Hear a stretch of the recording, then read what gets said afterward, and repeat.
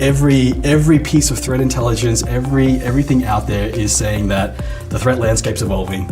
It's getting more complex. It's getting more challenging. And yeah, I think you really need to kind of challenge that assumption that the previous ways of doing all of that recovery for all that protection, the game's changed now, right? And you need to kind of think differently about that process and understand how you tackle that problem with your organization to kind of drive that moving forward. So.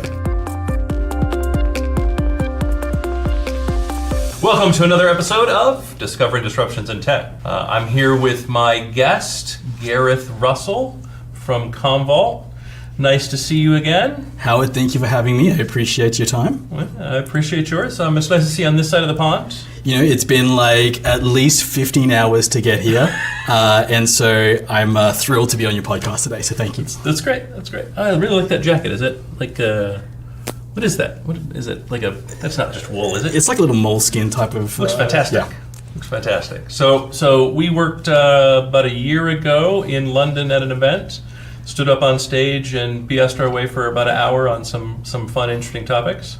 You know, like Howard, I'm traveling too far to have to meet you. from Australia to San Francisco, from Australia to London. So how about the next time you make it down under and we do something in Australia next time? I'm more than happy to do that. All right, deal. I would be thrilled to do that. Deal. But I think we should just do a roadshow. Even better. I think we should go to every place that you all have a presence and talk to everyone. I think that'd be a lot of fun. Perfect. So there's this interesting concept that we've been talking about over and over again that I think we should get into. Data protection is nothing new, right? We've been doing that since the dawn of tech time. Mm-hmm. Mm-hmm. And when we started doing it, it was for the best reason in the world. Hardware was unreliable. Yeah. Right? Absolutely. I mean, the stuff, like it was called a software bug because a bug literally shorted the traces on a circuit board. Mm-hmm. Yeah, we had hardware. That's how fragile it was. We had it underneath our desks. We had it in storage cupboards. We had it in back of vehicles. Yeah, absolutely. I mean, heck, you had to park the heads on hard drives, right? Mm-hmm. The first time we had them in home computers. Yep. Or the heads would just sit on the spindle at rest. Yeah. So that was originally why we had data protection, right? We created backups so that we could recover when hardware failed. Then we went, hey, like humans have entered the system and are now the biggest problem. And so the kind of accidental deletion, overwriting, that sort of stuff was the second big reason that we had backups. But that's not why we really have backups anymore, right? Like we have all kinds of ways to deal with those things. Yep.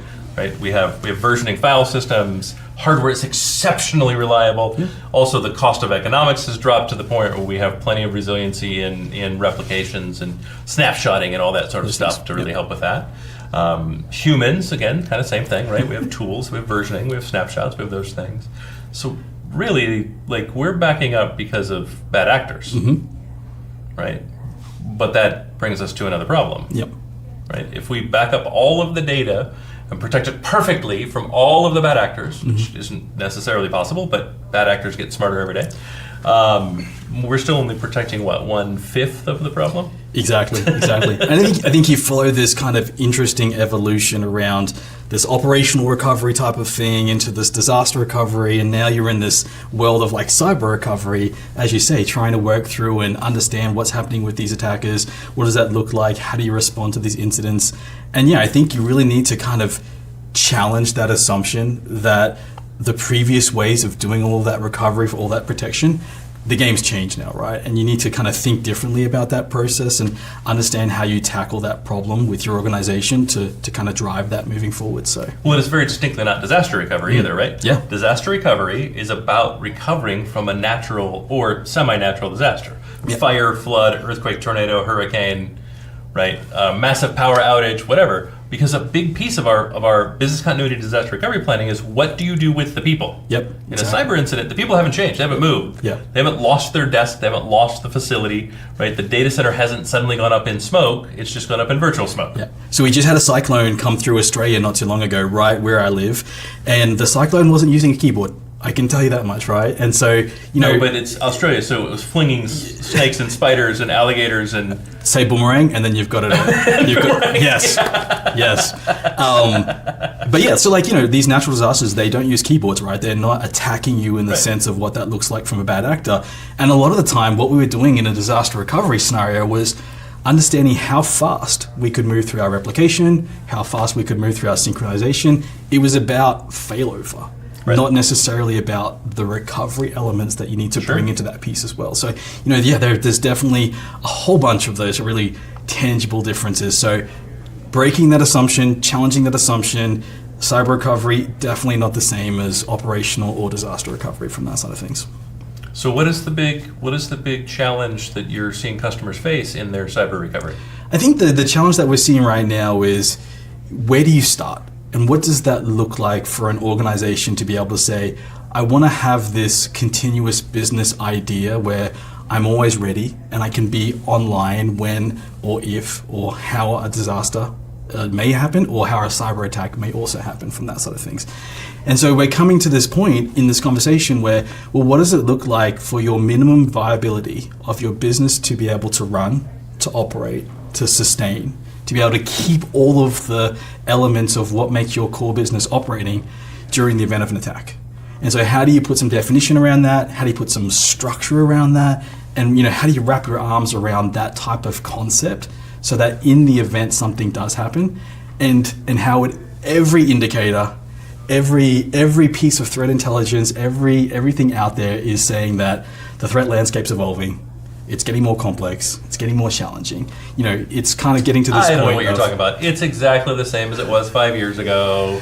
I haven't seen a new CVE in at least 41 minutes. Yeah, there's usually. I haven't checked my email, but There's usually like 85 a day, right? So if you haven't had that chance yet, then I'm sure you'll get one of the next, 40 to come. But so the ability to kind of understand what that looks like, put that into perspective, and then kind of bring together this view of what's my minimum viable company look like in the face of that, and so how do I bring that operational element to that, and also kind of like what does that mean in the thought process that you need to go through to define that and to kind of put the rest of those processes and procedures.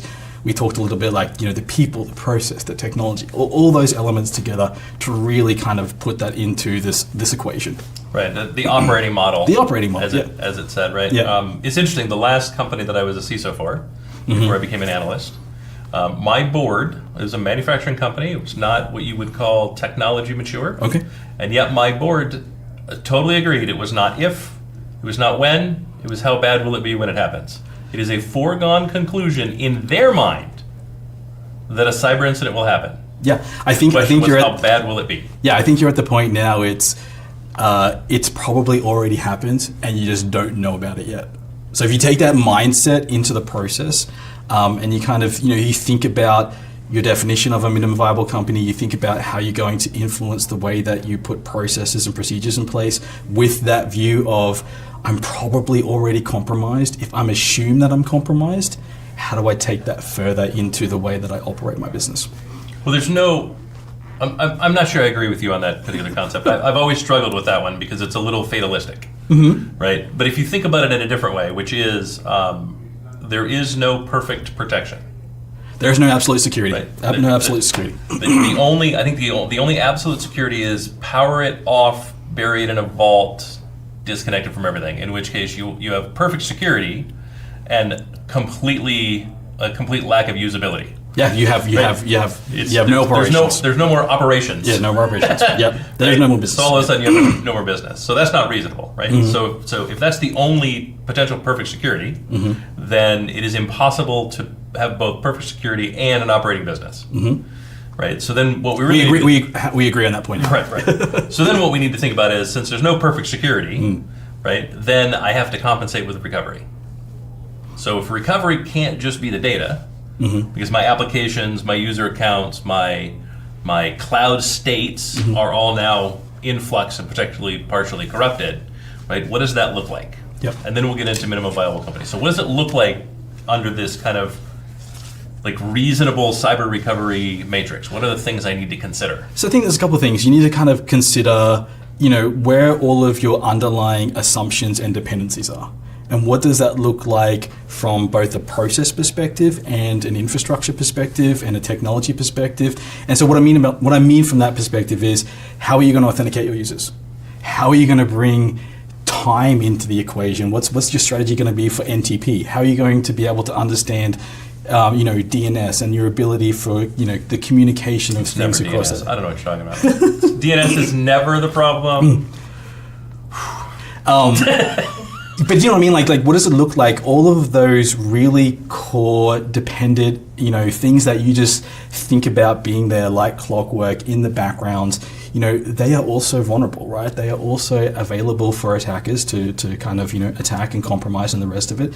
So understanding that layer of what that looks like for your ability to be able to say, I need to have this core layer of assumptions and dependencies up and running so that I can authenticate my users, bring systems online, put all that together from a kind of technology footprint perspective. I think that's kind of really core in step number one. Step number two is, you've got all of your environments, and usually in the case of a cyber attack, they've been compromised. So what does that look like? What's the strategy going to be for where you're going to start to repave some of these environments or repave some of these, infrastructure applications, workloads, so on and so forth? That's a really good point, right? Because during a compromise, you know what has had the worst case, but you do not know what's been compromised. Yeah, there's a whole bunch of known unknowns in that process For sure. Kind of running through and doing this whole, reconnaissance and understanding what's actually happened when something like that happens. And every minute that you're investigating is not a minute that you're recovering. Exactly.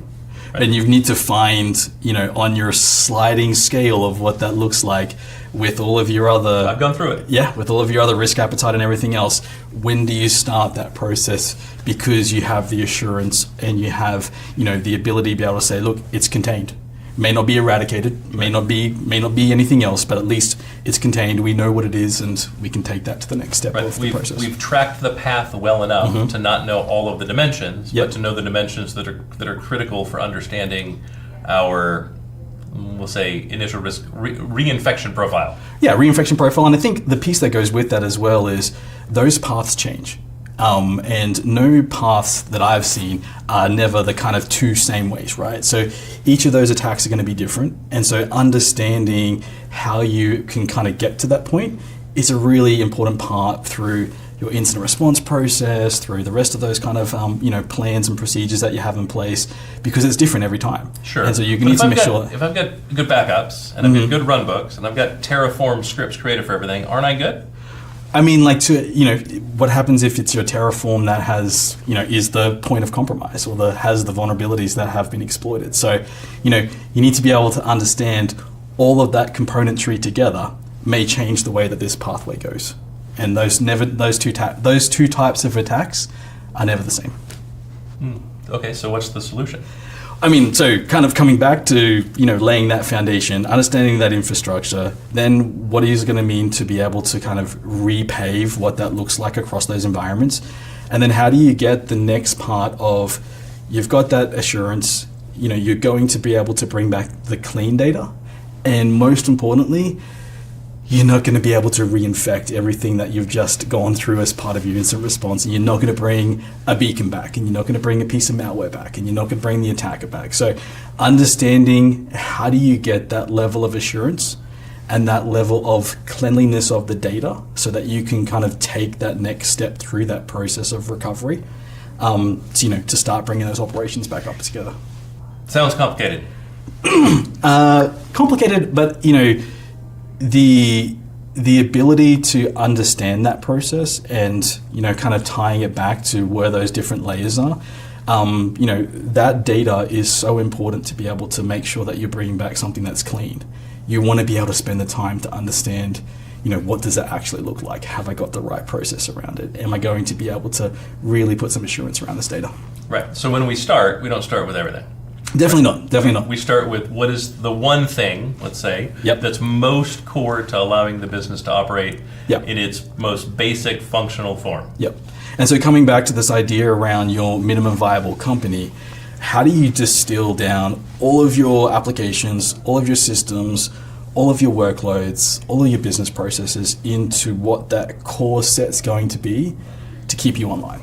And starting from that side of things, tie that together, because you need to take a two sides to this. You need to be able to understand what that looks like from a business process perspective, because in the event that you're kind of distilling everything down, you may not follow the same business process that you do when you have everything up and running, right? And so no, you won't. Yeah, you won't. Unlikely. Like it's not may not. You absolutely will not. Yeah. And so typically in that side of things, you're going to start to reintroduce a few more manual steps in the processes, or you're going to do something different from a transaction handling or reconciliation perspective. The fact of the matter is integrations will be broken. Yeah, and so not all of those integrations are going to be there. What does it look to kind of, fall back to some of those processes that may be manual? And, have you got the right enablement and training for your team behind the scenes as well? But also, do you know how to kind of run through that process from a system and a workload perspective? Because it won't be the sense of having all of these scheduled integrations, having every microservice up and running, having all of those componentry together. So can you make sure that you can care and feed and push that data through the process so that you are maintaining what an operational state looks like to be able to run your business?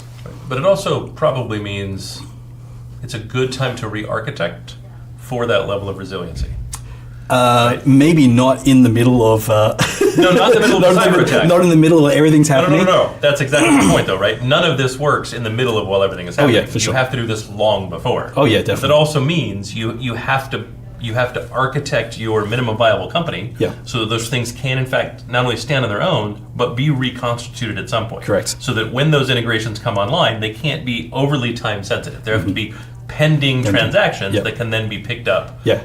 Right, and move through the system. Yeah, you definitely need a way to be able to bridge the gap between what that looks like when you're running it as an MVC, and then how do you kind of bring that back once you're repaving and rehydrating your entire environment.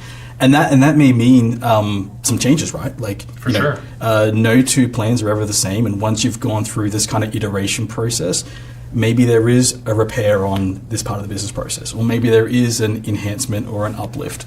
And, like they say, you always take advantage of a crisis, right? If you can help to 100%. to redesign something, re-architect something, make it just that little bit more resilient or that little bit more processing agnostic, then, hey, it's once you get the fresh air to be able to do that, then that's a good investment of time. Yeah, I mean, the good news too is once you do this and you get your core, the smallest possible, tightest possible MVC, right? Every week that goes by where you're not leveraging that MVC, you can actually grow that MVC. Yeah. Right? Because it is not a once and done by any means. No, it is do it, understand it, perform it and test it. Yep. Expand it, understand it, perform it and test it. Yep. Expand it, understand it, perform it and test it. Right. Yep. In if you started today and in say 6 months you had your first minimum viable company. Minimum viable product stood up. Yep. Right. In 5 years, they should never look even remotely the same. Absolutely. Right? Yep. Not only will those systems change, right? Because that's the natural evolution, but also the size of that MVC and percentage of completeness of organization should grow substantially. Yeah, and your ability to be able to operate that MVC and test that MVC should be exponential over 5 years in terms of what that looks like. And I think a big part of the challenge in this definition and this formality is, how do you bring some of these testing processes back into what this looks like? And what does it mean for an organization to start thinking about, well, how am I going to test? Okay, I've done the paper-based exercise, system 1, 2, 3, workload A, B, C, dependencies, infrastructure, blah, blah, blah, blah, blah. Then what? What's next? How do I start trying to push that together? Because I know it's going to break these these interfaces. I know it's going to break these ETL processes. What does it mean to really start thinking about how am I going to operate this? I mean, it's probably a good activity regardless, right? When I operated teams, my rule was everything had a 2-year life cycle. Mm-hmm. If we're not questioning what we've done every 2 years, then we're falling down on the job, we're failing, and we're falling behind. Yep. Right? But I think you need to find where is that sweet spot in the frequency of testing, and your ability to be able to go and iterate that process, repair that process, because you want to be able to test that in the comfort of your own space, time, stress, everything else, right? Kind of. I think so. But I'm not sure you have it. You know what I mean? I think you have it if you make it. Well, that's the thing. You have to make it. So you have to make it. So I think comfort might be the wrong word. I think if you as a business make it a priority to engineer that comfort. Yeah, I think engineering that comfort and finding the time to put that comfort into that process. Making the time for the comfort. Otherwise, you're not going to be comfortable, right? You're going to be in one of the most stressful environments and stressful situations that you and your team have ever been in. And that's not the time to try to find comfort, be comfortable, and you want to kind of work through that process, through a bit more structured, formal, comfortable engineer time. For sure. I do think though, if you go through this process, you will be substantially more resilient. Definitely. Right, than you are today. But it does require a mind shift. Yeah, it does. I think the ability to kind of, challenge some of those assumptions and be able to think about what it really means. A lot of the time there's too many bells and whistles that are hanging on to what we think is going to be something that's a minimum viability. And so to really challenge those assumptions and say, do I absolutely need this piece of data, piece of interface, piece of microservice, piece of ETL, whatever that may be, and really kind of understand, is that something that is core to the way that I operate and I serve my customers or I serve whatever industry that you're part of, versus is it nice to have? Is it just augmenting something? Is it providing a more frictionless experience? Like, there's a lot of different parts of that, and we've spent an incredible amount of time on the customer experience and the customer journey and everything else that goes around that process. But I don't know if that's all really, really necessary in your kind of time of need, trying to work through an incident from that side of things. And I would say when you're going through the process, part of the work up front is forcing the justification of each of those things. Yeah. Right. If you think about it like a car. Right. If I live in San Francisco, I need good brakes. I need wheels with tires that actually work, a windshield and headlights, an engine, a steering wheel, and the pedals to make it go and stop. Yep.